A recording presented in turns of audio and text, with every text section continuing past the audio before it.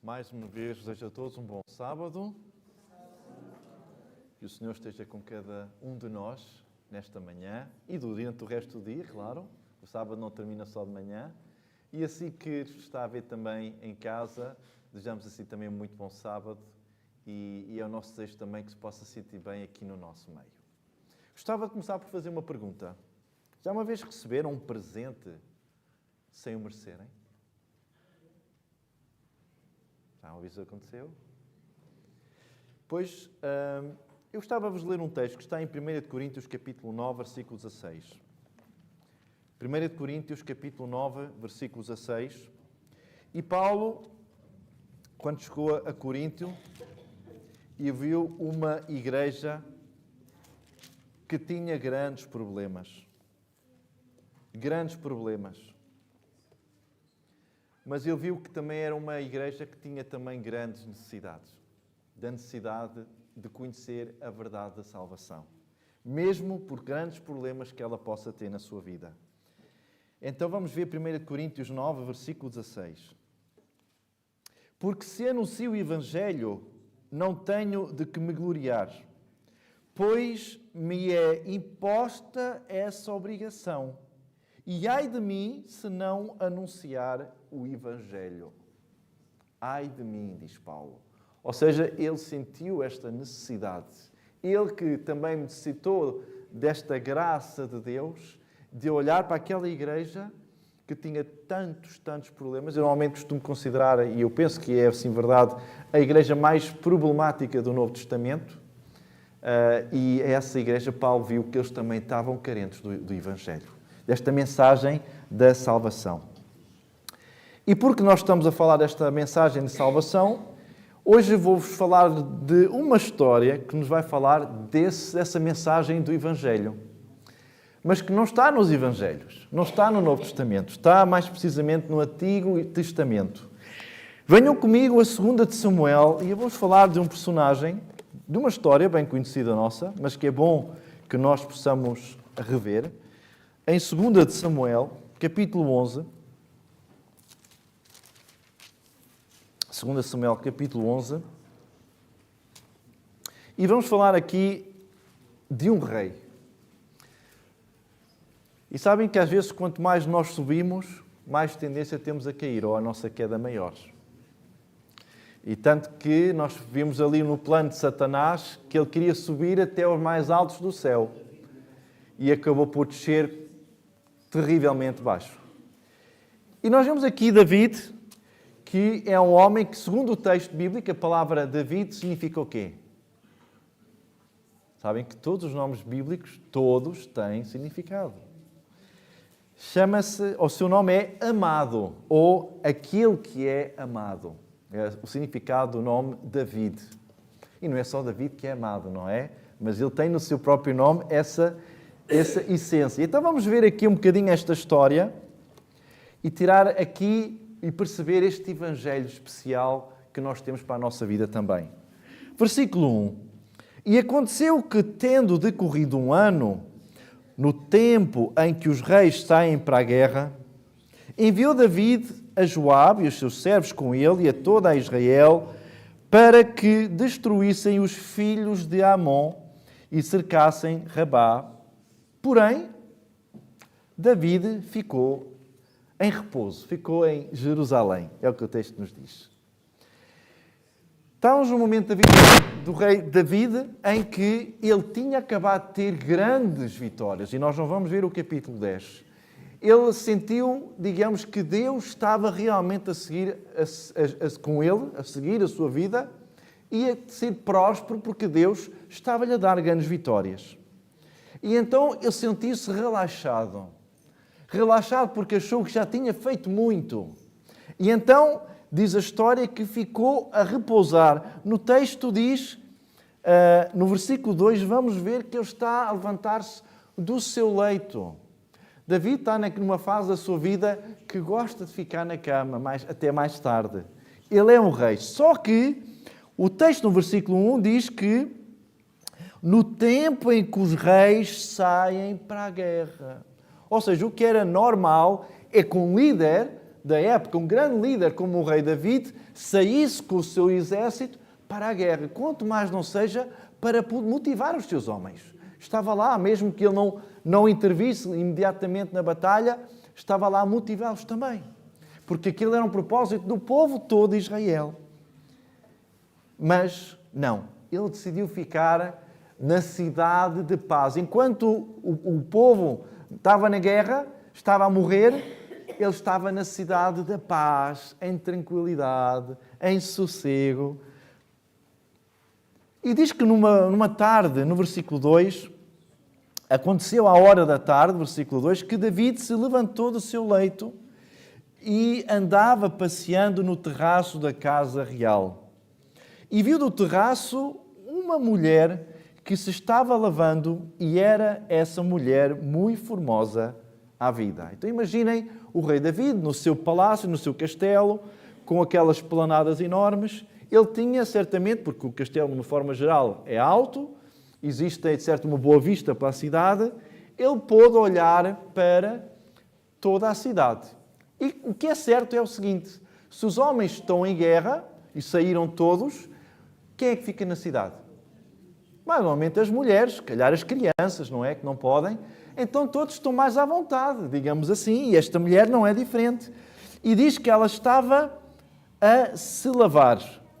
Agora, como é que ela se estava a lavar? O texto dá-nos alguns indícios. Ele diz que esta mulher era muito formosa à vista. Quando um rapaz gosta de uma rapariga ou de uma rapariga gosta de um rapaz, provavelmente, hoje em dia, no presente, nós dizemos o quê? És muito gira, és muito bonita, não é? Raramente se usa o termo és muito formosa. O bonito é o aspecto exterior. Sabem que uma mulher pode ser bonita e não ser formosa. E ela pode ser formosa e não ser bonita. Neste caso, esta formosura diz sobretudo o aspecto do corpo, digamos assim. E para realçar esta evidência de ser formosa, isto quer dizer o quê? Que aquela mulher não estava vestida. Ou pelo menos com os trajes muito baixos, digamos assim. E o rei David, de certa forma, viu aquela mulher ali, a lavar-se. O que é interessante é que quando alguém está em paz, quando alguém está relaxado como o rei David, sabem que o nosso inimigo, que nós sabemos quem ele é, prepara ciladas. E sabem que o rei David estava para ter ali um grande problema na sua casa, no seu castelo. E sabem, se nós podemos definir o que é que o rei David estava a ter naquele momento, era um ato de cobiça. Cobiça, ele estava a cobiçar aquela mulher. Ele não sabia se calhar quem era aquela mulher, mas ele foi querer saber. Então ele perguntou quem era aquela mulher, no versículo 4 e 5, vamos ler. Então enviou David um mensageiro, vejam que ele enviou um mensageiro, era algo mesmo importante para ele. E mandou trazer, é no versículo 3, assim é que é. David perguntou por aquela mulher e disseram que era Batseba, filha de Eliã, mulher de Irias, o ateu. Portanto, ele descobriu que era uma mulher casada. E no versículo 4 diz que enviou um mensageiro para que a pudesse trazer, que a mulher pudesse ir ao castelo. E diz que ele deitou-se com ela e depois ela voltou para a sua casa. Pois não ficou apenas pelo ver, ele também quis provar a árvore do fruto da árvore da ciência do mal, do bem e do mal. Bem, podemos comparar desta forma, a árvore fruto da árvore da ciência do bem e do mal. E sabem que neste momento o rei David só está a pensar em si mesmo. Egoísmo, nós vemos ali adultério, vemos ali ele que comete também esta cobiça. E eu pergunto, quão próximo estava o rei David de Deus para ter este tipo de comportamento? Sabem, quando nós afastamos de Deus, por vezes começamos a fazer coisas que não devemos. Porque Deus também tira, de certa forma, a sua proteção de nós. E era o que estava a acontecer. Ele tinha uma responsabilidade como rei e não estava a cumprir. Começou a fazer outras coisas. Então, o que vai acontecer no versículo 5 diz que a mulher concebeu e enviou e fez saber a David e disse, na minha versão diz, pejada estou. Alguém tem outra versão, outra palavra? Estou grávida, não é? Mas esta palavra aqui, pejada, tem uma conotação negativa. Eu sei que quer dizer que ela está grávida. Ou seja, a mulher sentiu-se perturbada, porque isto não estava nos planos dela. Só que ela também permitiu que isto acontecesse. Ela podia simplesmente dizer ao rei, não, eu não quero. Mas ela permitiu que o rei tivesse também um relacionamento com ela. Então a história vai-nos dizer que no versículo 6 e 7, ele vai pedir a Joabe que enviasse o seu esposo, Urias, do campo de batalha para Jerusalém. E então no versículo 8, 9 e 10 vamos rapidamente ver a proposta que o rei David vai fazer. Sabem que quando por vezes nós acabamos por fazer uma asneira, permitam que diga, não vem uma sozinha. Vem logo 2 ou 3 para tentar cobrir a asneira. Então no versículo 8, 9 e 10 diz o seguinte. Depois disse David a Urias, portanto Urias já tinha vindo, tinha chegado, deixa a tua casa e lava os teus pés. E saindo Urias da casa real, logo saiu atrás dele a iguaria do rei.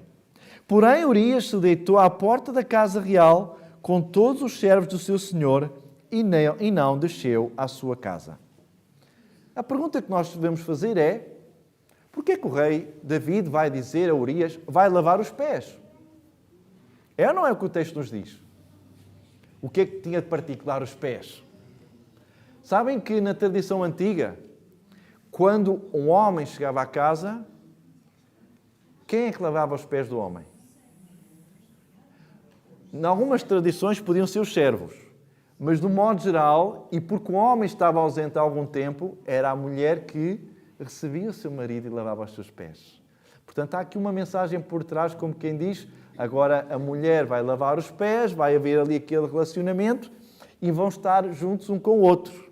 Isto é o que eu vou pensar. Só que este homem fiel, o que é que ele vai fazer? Deitou-se à porta da casa real com todos os servos do Senhor e não desceu à sua casa. Ele não estava a sentir-se bem. Ele podia ter ido, porque afinal, quem é que lhe tinha pedido para o fazer? Era o rei. Não havia ninguém mais com mais autoridade. Até podia ser um soldado maior, alguém mais responsabilidade, mas era o próprio rei. Vai descansar, vai para casa.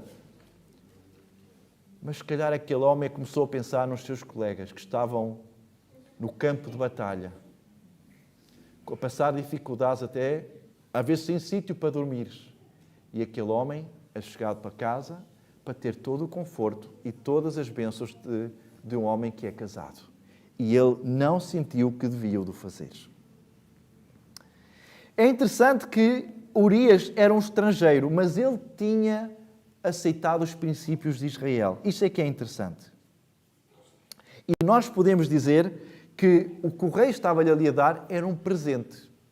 E ele deve-se ter pensado, porquê é que eu em particular, devo receber este presente, esta tamanha honra? O que é que eu fiz de mais que os outros? Ele não se sentiu bem por isso, e então ele não saiu. No versículo 11 nós dizemos o seguinte. Vamos ler o 10 primeiro. E fizeram saber a David, portanto alguém fez saber ao rei, que Urias não desceu à sua casa. Então disse David a Urias, não vens tu de uma jornada, porquê é que não desceste à tua casa? E aqui no versículo 11 temos a resposta deste homem Urias, este soldado do povo de Israel. E vai dizer o seguinte, a arca e Israel e Judá ficam em tendas. E Joabe, meu senhor, e os seus servos do meu senhor estão acampados no campo. E hei de eu entrar na minha casa para comer e beber e me deitar com a minha mulher? Pela tua vida e pela vida da tua alma, não farei tal coisa. Ele era um homem íntegro de consciência, sem dúvida alguma. Ou seja, Davi tinha que melhorar o seu plano, porque a primeira fase do plano, ou seja, que era que ele se deitasse com a sua mulher para perceber-se, de certa forma, que aquela gravidez seria dele, do seu marido, ainda não tinha funcionado. Então, no versículo 12, vai dizer David: fica cá ainda hoje e amanhã te despedirei. Urias ficou em Jerusalém aquele dia e o seguinte. E o que é que vai acontecer? David o convidou, comeu, estamos a falar de Urias, bebeu, e o que é que ele fez a seguir? Bebeu demais e demais, ao ponto de embebedar. E à tarde, ou seja, ao final do dia, vejam o tempo que ele esteve lá em casa do rei, ao final do dia, diz o texto, saiu a deitar-se na sua cama com os seus servos do seu senhor, porém não desceu à sua casa. O rei deve ter ficado frustrado e ele pensou, o plano A não funcionou. Este plano não funcionou, eu não sei mais o que fazer. Bom, terei de arranjar o plano B, digamos assim. E então diz o texto no versículo 14 que ele vai escrever uma carta a Joabe. Uma carta que, de certa forma, ia induzi-lo para o plano B, por uma situação ainda mais perigosa. Eu diria a última situação da sua vida. E no versículo 15 e 16 lemos o seguinte, escreveu na carta dizendo, pondo Urias na frente da maior força da peleja e retirai-vos de trás dele para que seja ferido e morra. Eu pergunto, será que Joabe, o capitão do exército do rei, tinha que seguir integralmente aquilo que o rei estava-lhe a dizer? Será que ele não tinha opção de escolha? Se ele fosse um homem reto como Urias, o que é que acham que ele iria fazer? O problema é que este homem, este Joabe, era um homem realmente duro, experimentado na vida, um homem realmente maldoso, digamos assim, e que não era destemido e não tinha medo de fazer o mal. Afinal, era o capitão. Ele que tinha de dar o impulso ao seu exército para poder atacar. E o rei David sabia disso. E então ele confiou nele para o pôr mais à frente. E então, o que vai acontecer é que o rei, ao de enviar a carta, Joabe seguiu a ordem e percebeu o que é que o rei David ia fazer. Eliminar aquele homem. É claro que este não é um procedimento correto de um cristão. É óbvio que não é. E nós percebemos desde já que aquele homem era alguém em quem o rei David podia confiar, mesmo nos momentos mais negros da sua vida. Vamos pôr desta forma. E no versículo 17, que nós não vamos ler, diz que Urias acaba por morrer num plano suicida. E não somente ele, diz o versículo 17, alguns do povo acabam por morrer devido ao ato do rei. Nós quando vemos que o rei David, de certa forma, mandou Urias para a morte, esquecemos detalhes aqui da história, porque não foi só Urias que morreu. Outros homens, se calhar de valor, perderam a sua vida apenas para encobrir o problema que o rei estava a ter.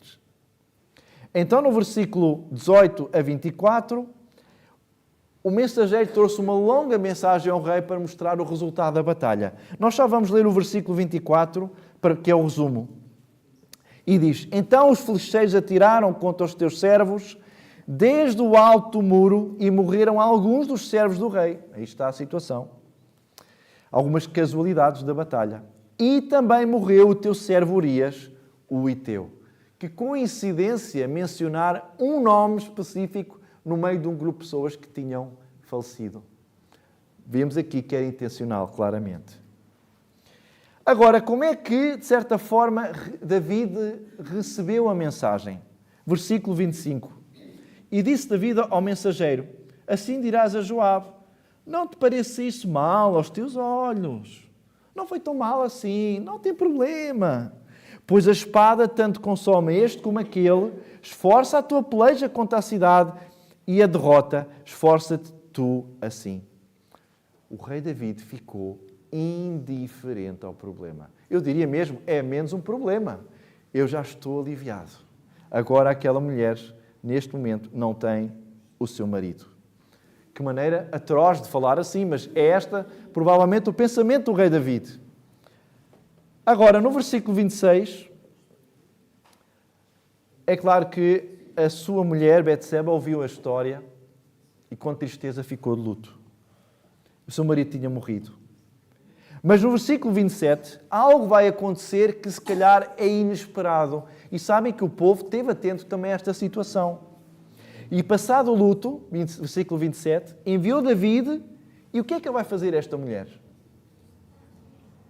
Recolher em sua casa. Vamos ficar aqui para agora na mensagem. O povo, ao ver o rei David recolher aquela mulher que tinha perdido o marido e recolher em sua casa, o que é que o povo vai pensar? Que rei maravilhoso! Uau, que cuida das pessoas. Quando algum soldado morre, ele acolhe pessoas em sua casa. Que bondoso é este rei! E o texto continua dizendo, e lhe foi por mulher e ela lhe deu um filho. Mas depois temos aqui o que é que Deus pensa da situação. Porém, essa coisa que David fez pareceu o quê? Mal aos olhos do Senhor. Eu gostava de fazer aqui uma pergunta que, curiosamente, não está no meu plano da mensagem. Deus é amor? Alguém tem dúvidas? Não tem dúvidas. Deus é amor. E agora a mensagem que serve é uma mensagem de puro amor, de graça e, como nós vamos ver, o Evangelho em ação. É isso que nós vamos ver. Deus não gostou do que o rei David fez. Vamos rapidamente ver o episódio seguinte, brevemente, porque não temos muito mais tempo, o tempo já a avançar. E vamos tentar ser breves. Capítulo 12, versículo 1. E o Senhor enviou Natã, o seu servo, eu diria, para salvar a alma do rei David. A David. E entrando ele, a David disse, havia numa cidade 2 homens, um rico e um pobre. Natã tem que ter cuidado com a forma como apresenta esta mensagem ao rei. Imaginem que o rei não gosta da mensagem e tira-lhe também ali a sua vida. A mensagem não era certamente fácil, de dizer que o rei era culpado do que tinha feito. Então, ele vem com esta maravilhosa mensagem, esta comparação, digamos assim, como com uma parábola, vamos pôr assim desta forma. Havia numa cidade 2 homens, um rico e um pobre. O rico tinha muitas ovelhas e vacas, o pobre tinha apenas uma cordeirinha, estou a parafrasear. Ele tinha comprado, ele era pobre, lembrem-se, ele tinha criado, ele a fez crescer, ele e com os seus filhos igualmente, o seu homem comia. E do seu copo bebia e dormia em seu regaço e a tinha como filha. Ou seja, era como fosse família, digamos assim. Mas o que é que vai acontecer? Vindo um viajante, versículo 4, que era um homem rico, deixou este de tomar das suas ovelhas e das suas vacas para guisar para o viajante que viera a ele. E o que é que ele foi buscar para dar a este viajante? A cordeirinha do homem pobre, e a preparou para o homem que viera a ele. Eu creio que Natã estava a contar esta história da cordeirinha. Eu penso que o rei David deve ter interrompido logo. E o que é que ele vai dizer, David, no versículo 5? Vive o Senhor que digno de morte é o homem que fez isso. E pela cordeira tornará a dar o quadruplicado porque fez tal coisa e porque não se compadeceu. Curiosamente, este episódio do quadruplicado é uma lei de Moisés, que temos em Êxodo, capítulo 22, versículo 1. Quando alguém toma algo roubando do próximo, ele tem que devolver 4 vezes mais. Portanto, era algo que o rei David tinha. E eu digo-vos uma coisa. Eu dou graças a Deus porque nós podemos ver aqui que o Senhor ainda tinha deixado o Espírito Santo no rei David. Porque ele ainda tinha o discernimento de compreender o que é bem do que é mal. E ao ponto de até citar um texto das Sagradas Escrituras para citar o que era correto. Aliás, se nós formos ao Salmo 51, e eu vou pedir que guardem aqui bem este texto de Samuel, porque vamos lá voltar outra vez. Salmo 51, e vamos ver o versículo 10 e 11. Se nós virmos o título Salmo 51 é: David confessa o seu pecado, suplica o perdão e roga a Deus que lhe renove um espírito reto.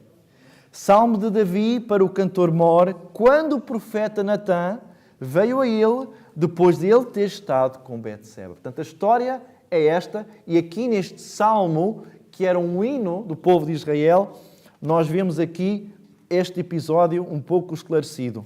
E então no versículo 10, e aliás, quem é o autor deste salmo? Viram bem quem é o autor? É o próprio rei David. Ele vai escrever o que ele sentiu. Vejam o versículo 10 e 11. Este é um texto bem conhecido, mas agora conhecemos dentro do contexto em que está a aparecer. Cria em mim, ó Deus, versículo 10, um coração puro e renova em mim um espírito reto. Versículo 11. Não me lances fora da tua presença e não retires de mim o teu Espírito Santo. E nós sabemos o poder do Espírito Santo em nós. É Ele que nos convence do pecado e do juízo. E nós vemos que o rei David viu que aquele homem tinha cometido um erro. Voltando de novo a Samuel, capítulo 12. Agora sim, Natã enche de coragem e vai dar, digamos que, o juízo da situação. Capítulo 9. Versículo 7. Agora é que Natã, o profeta, teve realmente coragem para definir o que tinha acontecido. Então disse Natã a Davi: Tu és esse homem. Assim diz o Senhor Deus de Israel: Eu te ungi rei sobre Israel, eu te livrei das mãos de Saul. E o texto continua e continua, dizendo quanto Deus tinha feito por este rei. E o texto continua no versículo 9 e 10. Porque, pois, desprezaste a palavra do Senhor, fazendo mal diante dos seus olhos, a Urias o Hiteu, feriste à espada. E depois há uma profecia no versículo 10 que agora, pois, não se apartará a espada jamais da tua casa. Ou seja, em relação ao que ia acontecer aos teus filhos. Qual é a reação do rei David quando ouviu o pecado diante de si? Versículo 13. Então disse David a Natã: Pequei contra o Senhor. Pequei contra o Senhor. Como é que se chama este ato numa linguagem bíblica? Pequei contra o Senhor. Isto é uma confissão. Ele confessa o seu pecado, ele confessou. E é algo que nós devemos fazer hoje em dia, todos os dias. Eu não estou a dizer que pecamos todos os dias, mas se calhar sim, mas todos os dias. Agora eu queria fazer uma pergunta interessante. Outra a seguir. O que é que se segue a uma genuína confissão? Um arrependimento. Ou seja, nós mudamos a nossa postura. Agora, quanto tempo Deus demora a perdoar uma pessoa que faz uma confissão e tem um arrependimento sincero e genuíno? Quanto tempo? Um mês? Será que Deus demora uma semana? 2 meses? É instantâneo. Eu vou-vos dar a resposta. É o tempo que demora a apresentarmos a nossa confissão e arrependimento sinceros e genuínos. Se eu demorar uma semana para confessar a Deus, Deus só depois de uma semana é que vai me perdoar. Aqui, instantaneamente, David confessou ou não confessou o seu pecado? E no versículo 13 diz: Também o Senhor trespassou o teu pecado, não morrerás. Por outras palavras, Ele já te perdoou. Se David demorasse mais tempo, ora é esse tempo todo que Deus também demoraria a perdoar o seu pecado. Ou seja, Deus perdoa o nosso pecado assim que nós confessamos o nosso pecado, digamos assim. Quando o povo de Israel, e agora estou a terminar, vamos só 2 versículos para ler. Quando o povo de Israel fala do rei David, que memória é que ele tem deste rei? Querem ver? No livro dos Reis, esta é a memória que o povo tem.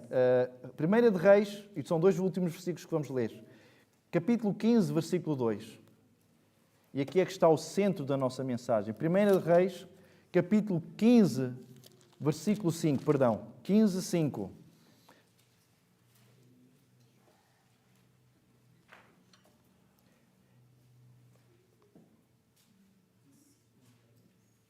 Portanto, o escritor, digamos assim, do livro do Reis, que não é Deus a falar, vai falar isto sobre o rei David.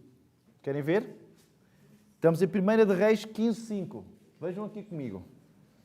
Porquanto David tinha feito o que era reto aos olhos do Senhor, e não se tinha desviado de tudo o que tinha ordenado em todos os dias da sua vida. Senão o quê? No caso de Urias, o Hiteu. Que costuma-se dizer, sob o melhor pano cai a nódoa. Olha, pronto, está aqui o problema do rei David. Mas isto é o homem a falar. Agora eu pergunto, como é que Deus vê esta situação? Querem ver? Agora, estando ainda em 1 de Reis, vamos ao capítulo 14, versículos 7 e 8. Provavelmente tem que virar uma página só.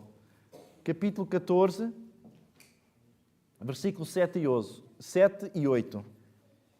E esta sim é a mensagem do Senhor. É o Senhor, é a mensagem que vem de Deus. É Deus, digamos, da sua palavra.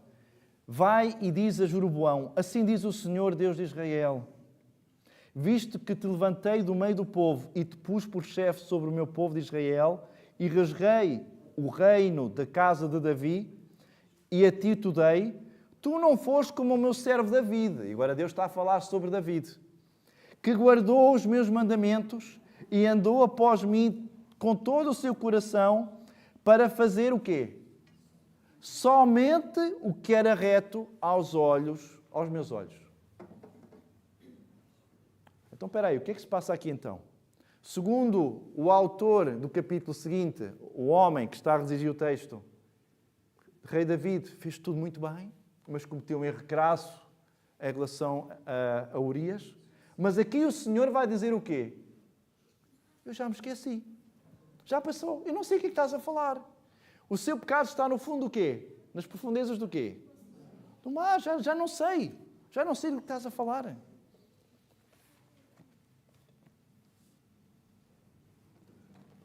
Eu termino agora com um texto que está em Romanos capítulo 8. Eu tinha mais textos, mas não vamos ter tempo para vê-los todos.